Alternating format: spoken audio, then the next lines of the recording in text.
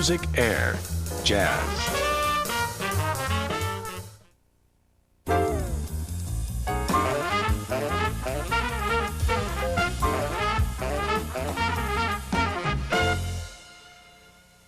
Now boarding train 247, destination Jazz Central.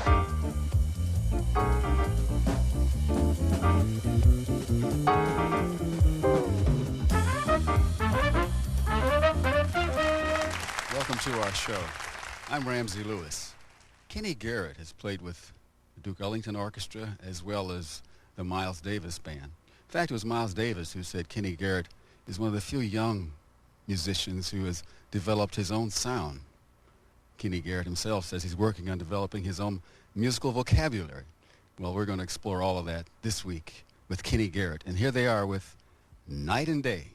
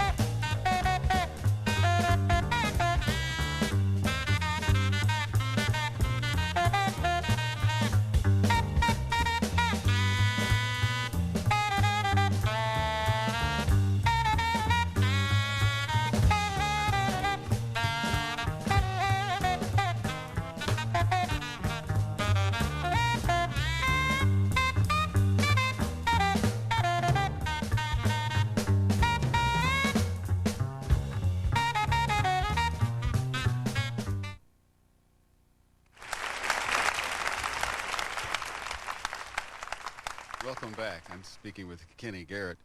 Kenny, never has so much music come from so few. How did you come up with the idea to play with a pianoless trio?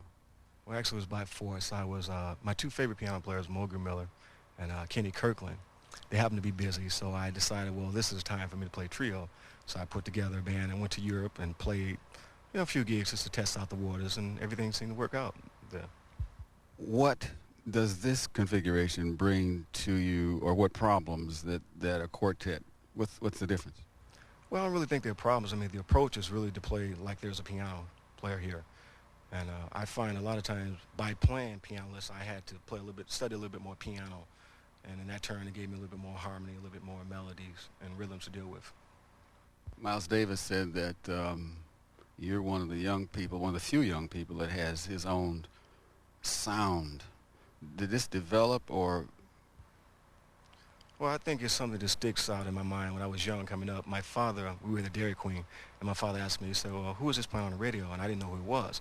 And so that kind of stayed in my mind that everybody should have their own sound. Everybody has identity. And that stayed in my mind. I didn't really know until I played with the Duke Ellington Orchestra. And the lead alto player by the name of Harold Minerva, who has since passed away, he said, yeah, you sound the same when you were 18. I was playing the band when I was 18. So I've always had the sound. I just had to let it mature. How was the experience of playing with Miles Davis? Word has it that he called for you. Well, there are two stories. I'll tell both of them. That way we'll keep it keep it honest. The first story is I was auditioning for this French movie with a saxophonist by the name of Garrett Thomas. And he was saying that Miles wanted an alto player. He didn't want to play alto. And so he gave me Miles' number. I called him up. He wasn't in. So I called back again, and his valet answered the phone. And they said, well, send me a tape. So I sent him a tape. I guess a few days later, Miles called me back. He said, damn, you sound like you wearing Sonny's Test Dirty Draws. And so that was kind of the start of it. And then when I joined the band, he pretty much just told me he was looking for me. I played with Dizzy Gillespie, Freddie Hubbard, and Woody Shaw. And he saw this video, which was filmed in Berlin, and he described my playing. So I like the latter story. I love it. Well, we don't want to talk too much. Play some more for us. What will you play this time? We'll play a composition entitled Two Down and One Across. Kenny Garrett. This is Two Down and One Across. Kenny Garrett.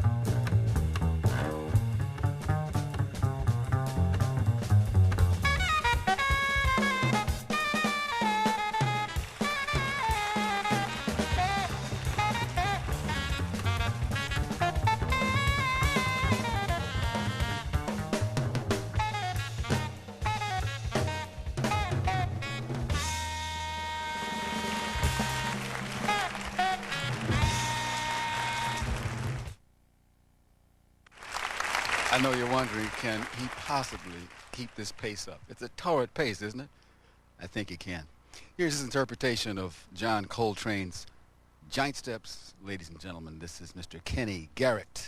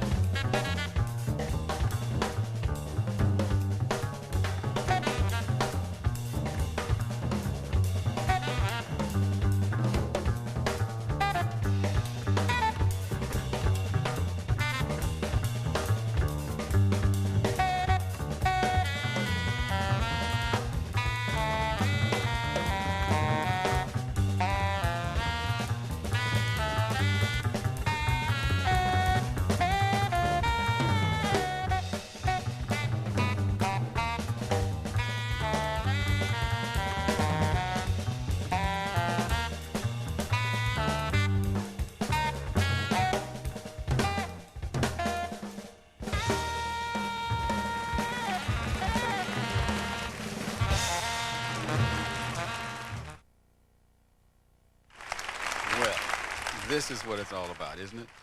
Jazz at its freest. The art of improvisation. I'm sure you're noticing how they play off of each other, how they feed each other ideas and develop those ideas. Kenny Garrett.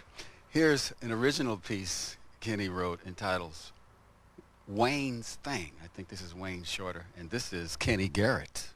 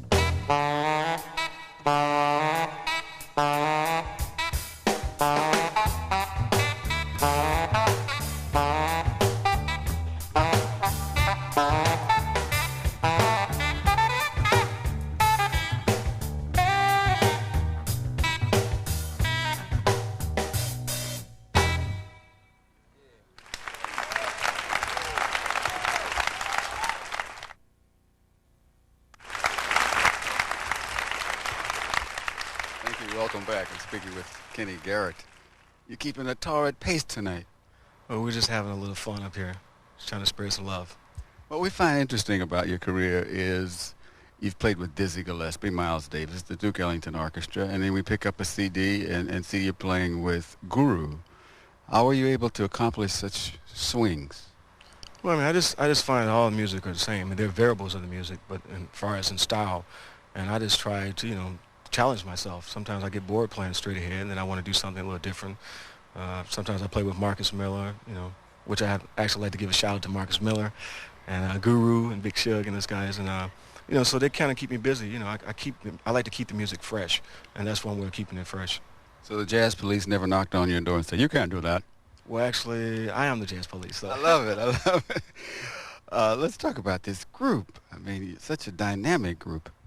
Well, at the base, I've been knowing this gentleman for about 15 years. We came to New York at the same time, struggling together. How about a warm round of applause for Mr. Nat Reeves on the bass? Nat Reeves on the bass.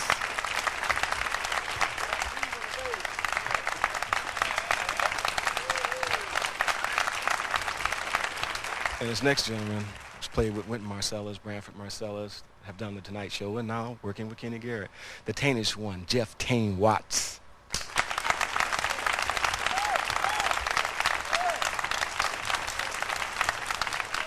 All right, let's get back to the music. What are you going to play for us now? We're going to play a Johnny Mandel tune entitled A Time for Love. A ballad. A ballad. Kenny Garrett and A Time for Love.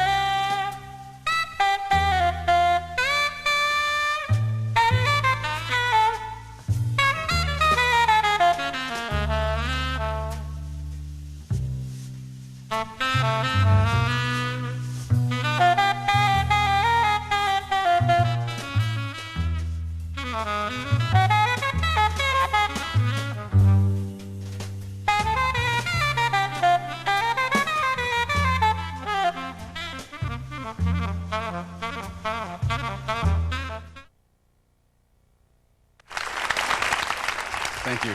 We could have easily called this evening an art in improvisation. As Kenny Garrett has definitely taken us many, many directions musically. We'd like to thank Kenny Garrett for stopping by with us and the trio. What a big group they are. They're going to close out our evening with a piece called What Is This Thing Called Love? Ladies and gentlemen, Mr. Kenny Garrett.